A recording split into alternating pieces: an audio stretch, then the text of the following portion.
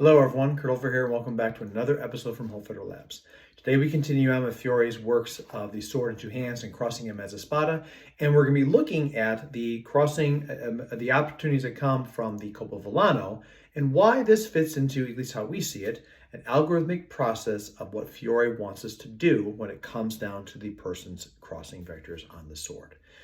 Before we get into that, though, there was one last observation that after our shooting yesterday that Connor had remembered and he wanted to share. So we're going to talk about that within this right here beforehand. And again, I feel like that's a big portion right here that is also very important to bring to the context right here, especially when it comes down to blade grabs, because it's something that I had thought about, but also other things I just didn't get discussed yesterday. So with that being the case here, let's take a look at first the additional concepts we had in regards to blade grabs, and then we're going to kick into the Colpo del Villano.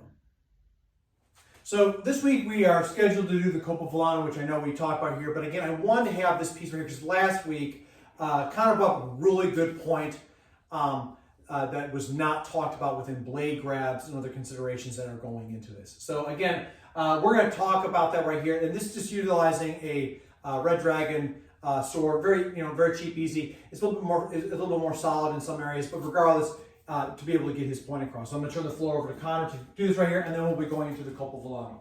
Yeah, absolutely. So what we noticed last week was if he had the sword out at extension at me, and I'm seizing this with my offhand, if we're looking at the shapes of the portions of the sword, the blade is relatively flat or diamond profile, but it's basically flat, especially when you get up towards the tip. And the handle, you're dealing with something that's circular. Now, anybody who's done any sort of housework is fairly familiar with the concept of a flathead screwdriver.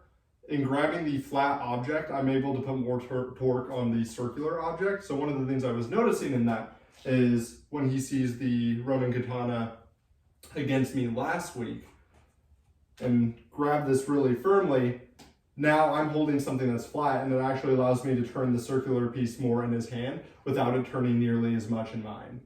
And the steel, I find, adds an added benefit of that because there's that slight bite into the leather, which actually locks it into your grip more. Whereas you're dealing with a leather on leather concept or leather on wire concept down here, which is making this even slicker. And so as this goes and pushes and pulls, I'm able to turn this, and my grip hasn't changed at all. I can actively see his shifting in his hands. Another point of this right here is if I really resist this, so yeah, he's got the point here, but he knows how much both my hands are connected to this. So if he pushes this wide open right here, both my hands go this way, which actually makes the distance between us shorter. And yes, argumentatively, we have all this pulling stuff right here. And again, I understand that, but this is a very important piece right here to kind of bring up because I do think that is a big part here that is not talked about, which we didn't talk about last week, which in grabbing right here, he's got control of both my hands here. And it may even be just better for me to go into a single portion concept. And to that end, one of the things we also don't see here, and we're using the synthetic here for this because it's easier to grab than the sharp stems for this concept. But say I have my I have my sword and it's biting the edge of this. That's that second hand on. That's even more leverage and less for him to fight. I felt very helpless last week when I was locked up in this sort of position because the obvious answer to me as a practitioner is ditch the sword and go in some capacity because we're at that range for grappling consideration. There's no reason to hold on to this. I'm actively holding and pulling on something that's outside of the frame of their body. Mm-hmm. And them fighting that is putting them in a more precarious situation, a more lethal situation for them than they ought to find themselves. And in dropping this right here, now this is plastic, so it doesn't have necessarily the same balance of a real blade.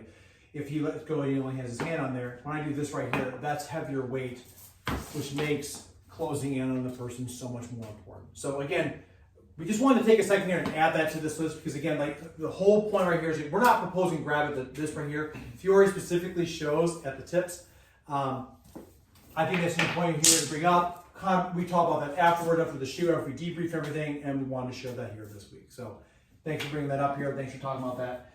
And this week right here, we're going to be continuing on with what we talked about before as far as the Colpo del Villano. And this week right here, we're looking at another algorithmic concept. And again, to me, it makes a lot of sense as to why Fiore, what Fiore is trying to do with the other concepts. It's not a technique because the reality is, even in this right here, even in this concept of Colpo del Villano, he teaches us one way. But every play has got all footwork. You have contrary opposing natures, contrary and mirror structures against each other, binding, striking, breaking. There's all sorts of pieces about that, largo, stretto, etc. But that right there means that essentially, even though we talk about, and the image shows this right here coming offline, you can do this any way that you need to, and it's an algorithmic process. So, we're going to review here about points of the sword, so punta and mezza. So at punta and mezza right here, if you remember right here, ultimately in this case, the two things I can do is I can thrust forward or I can strike down to the other side in this case. And if you think about that, if you push against this right here, that opens the hand right up. Now we're keeping hands tight right here, we don't have a lot of ceiling space, but this is where, again, you have that ability to kind of probe and work. Perhaps as we're seeing right here is the usage of posta longa at work right here, but not necessarily just limited to that. What we didn't see was, at this case, was if I do this right here and try to grab for this, he's stabbing my hand. The other thing too about this is, by doing this, as I come across, I immediately make myself weaker because my hand's off this way. Okay? And that's a spada. Right here we have same side play in, or passing offline, right? Using largo or stretto footwork, and we'll talk more about that later on. But again, how we see it here is this is largo, you're sidestepping, and this is stretto, moving in, as far as that goes. So at this phase, what you don't see is, and then also here, we can bind over, maintain, strike, and move into those types of pieces, right? In that space, what we don't see is if I pop out this way to come around, we don't do this right here because the blade is right there in space. So that means if I want to strike on this spot, we have to have an answer. And that is what I think Fiore has issued into us with the Colpo Villano. So with the Colpo Villano, the image that we see with this is he's like this, and of course he's coming around here to strike a blow. He talks about performing this in the fashion here at the crossing at mezza spada, at this crossing here of cressing, passing, and then striking. Okay? So a cressing, offline, passing, so I make the shape, and then striking in on the person. Okay? So that's all that is. But let's talk about what this does algorithmically. If at punta de spada, I either thrust or cut to the hands, at mezza spada, same side play, or I bind, what happens if I get to a spot where I want to get to strike to the other side? That is what I believe the purpose of this is, which is why it's depicted, and I believe that's why he depicts as a master in other concepts. And here's just another play to get to the spot because, who knows, maybe his thought process is simplified. So in this case right here, as I come across, so if we bind in with this, so of course, if I come down with this right here, it keeps pressure in, I'm not going anywhere, and you saw how blades stick. So this requires to make the picture for it to slide down, meaning that we have an edge and flat. I am being broken, I am not breaking.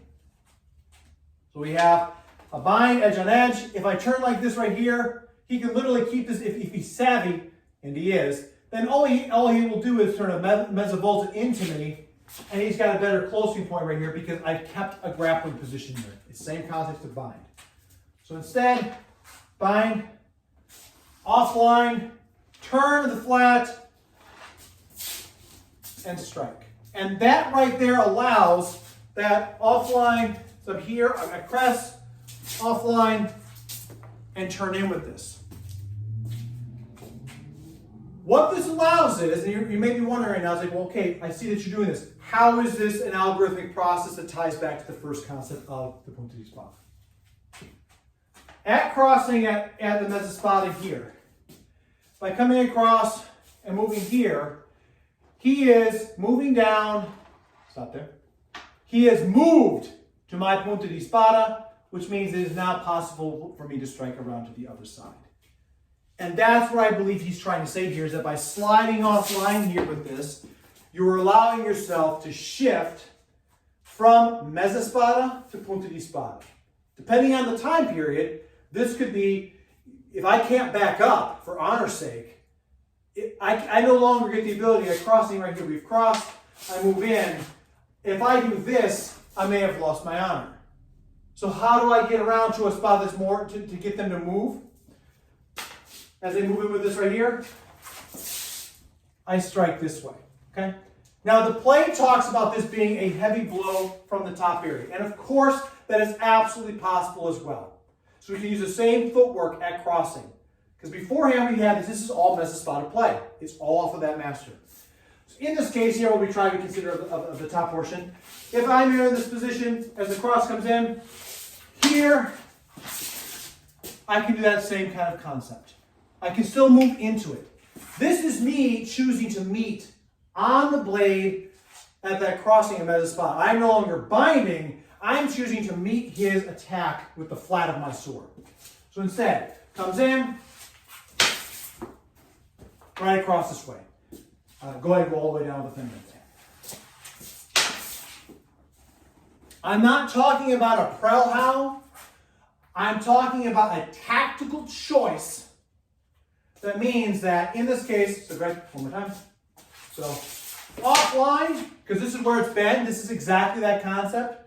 So it's edge on edge, and then here as he pushes all the way through, I am choosing to meet that with the flat of the sword, which gives me action. So that's your second algorithm concept right there, is because in the binding option, we cross and we bind. We have a bind here, which makes handle on position here possible, as you saw last week. In this case, I choose to make the same crossing. We're making the same shape, you just make the shape. But I'm choosing to meet with the flat of the sword, or flat enough, or maybe I've bound and I've turned into it. Doesn't matter. Pushes through, and I strike to the other side. It's a different algorithmic concept of what I do at that place. And that's all that it is. Okay? So that right there is what happens if I make this shape and the person just comes straight down with a blow. Fiore calls it the peasant. Why is the peasant? Maybe he's making an insult to the person. We don't know. Ultimately, all we know is the person's strong. And they're coming down here with a very committed shot. The next play that ties to this, which is why these two are streamed together, is this. In which case right here, he makes them Tedichin Garmezzana. And we see this image right here where the blade is over top. So I can either stab or hit him in the head, or I have my hands over top here. He states that if this is where he comes down, he's coming right back up with a shot. So this is a serious, they've come down and they're coming right back up because they realize they may have made a mistake, the bind-in was achieved, and they're just coming right back up with a haymaker. What is taught in other martial arts is the line of return. So in here, strikes up, boom, here, and now we're at this position here, right? So he is in this position. Oh, I'm sorry, go down. We're here, this is coming around. He's a person, in this case, if I don't do anything, he comes up and he gores the heck out of me and kills me. So instead, we already talked about falling over top of his hands into this position. Now, again, why is this important? If he comes up into my arms, this right here is leverage. Now, with nothing on, of course, that kind of sucks. But with armor on, that makes this even heavier to keep it down. And it makes sense to fight this way in armor. So, high shot, here, cross, cross, turn, over top, I step. So from here, I can trap it down and move into place from behind, like we saw with the Spada Unimani. Or I could come down, break his arms, do other things right here, nasty, and also utilize undershots now to his beard. So, cross, shift, in, press down, right back up. Break the arms, come right back up, secure, whatever you want to do here. It's just ways again to gain entry into the person. You will notice, once again, this is called, it's in the Largo section of the manuscript. So we've made this crossing, we have stepped into it. If you picture a blade come in like this, coming right here, ultimately, that wide stepping in is constantly shifting wide and circular, which is what he tells us to do, is to, once again, crescendo offline in the strike to get further around. It's just a circling concept. which is why we think that Largo has nothing to do about wide play. I mean, it's right being far away, but all about circular. So as you can see with the video, again, the first portion there, when we look at Connor's concept of the Phillips head, of a flathead screwdriver and how the rotation, how you can move something that's right here. Really interesting to hear that concept. And I had not thought about it in that way because, again, if you have that flat surface, you are rotating something there in a space that allows it to go quite easily. However, when I would grip on this, one thing that did happen was he's got less weight on the situation there to maintain on this, which means that he can easily open that door, which makes it easier. And now that safe distance of all punta, mezza, and forte of the sword are lost. And now I have to deal with somebody who's grappled in here, and the sword effectively, at least the blade, is minimized, not completely, but a big chunk of its effectiveness is minimized because of that. Again, this kind of led to other things where, again, if they're holding onto it, ditch the sword because the weight comes in and I go into grappling. All things right there that just to me, once again, point to the notion that when Fiore's talking about this, he's not just talking about sword fighting. He's talking about these things as multipliers in the hands of the seasoned practitioner, which allows for things to happen optimally. And when the sword's length is useless, holding on to it actually becomes a detriment to us, which is what he was looking at. That led very well into the concept of the Colpo del Villano because, again, up to this point, we've only seen that when it comes down to mezza spada, you only have same side play. So, again, how do we get to the other side if the situation dictates? Because just because something is, optimally not good to cut around does not mean that people are not cutting around or the person strikes to the other side, right? So with that being the case there, it is very important that essentially there's a way to do this. And that's exactly what I think the Colpo del Villano is about, is essentially off of that, if we've made mezza spada play and I shift it downwards to the tip, well, now I've gone back to the algorithmic concept of I've met mezza spada, which means same side play. By tilting it and having it slide down, it goes to the punta di spada, which if you remember, the two things we can do there is strike in or cut or strike around.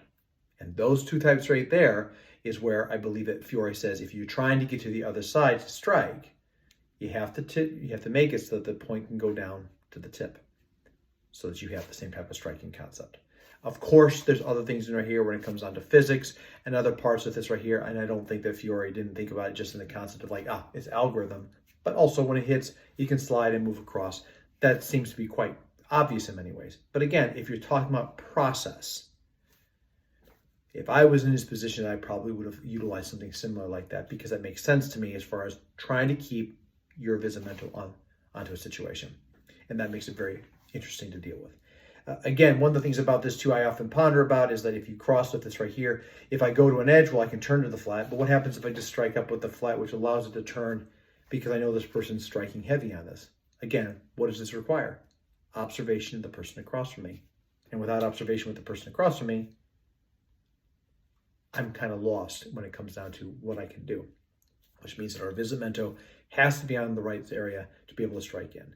And of course, with grounding down with this, again, having done this slightly within armor and out of armor, again, rather than striking the sword, which from there they just repeat the same process of Colpo del Villano, or in Lichtenauer would be Abschneiden. If they bind hard on the sword, we'll turn the flat and strike to the false edge.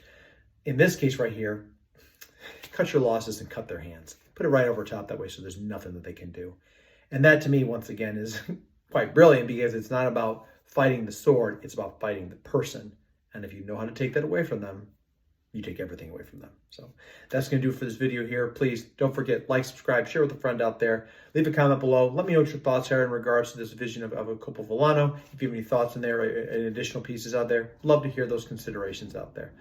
And again, don't forget, hit the bell to know when more content drops. Love to have you on this 14th century journey here of the chivalric art of arms, and it's not possible without viewers like you. So until next time, everybody, please stay safe out there, train well, and fight on. I'll see you all soon.